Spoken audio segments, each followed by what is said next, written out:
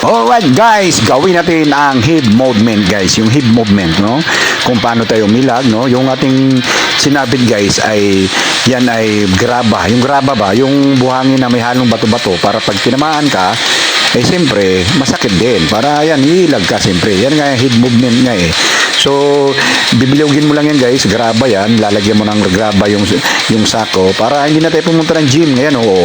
Practice lang naman para kunwari, pero ibig sabihin hindi ka tatamaan ka pa rin pagka nag-aabay, pero mabuti na yung may head movement tayo, marunong tayong gumalaw sa head movement natin kasi yan ang susuntukin ng kalaban yung ating mukha eh. So, kailangan marunong kayo igagalaw-galaw. So, ayan oh, habang sumuntok ka, ganon, susuntok ka kunwari, igagalaw mo rin yung ulo mo para hindi target, parang target duck ba nun. So igagalaw mo mukha mo habang sumusuntok ka, yung ulo mo igagalaw mo para kung susuntok mo yung kalaban, hindi mapuruhan. Kumbaga dapis-dapis lang.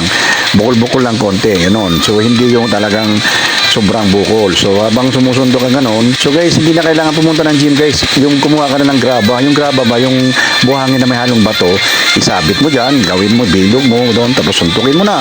So pangpatibay ng kamao, pangpatibay din ng mukha. Okay?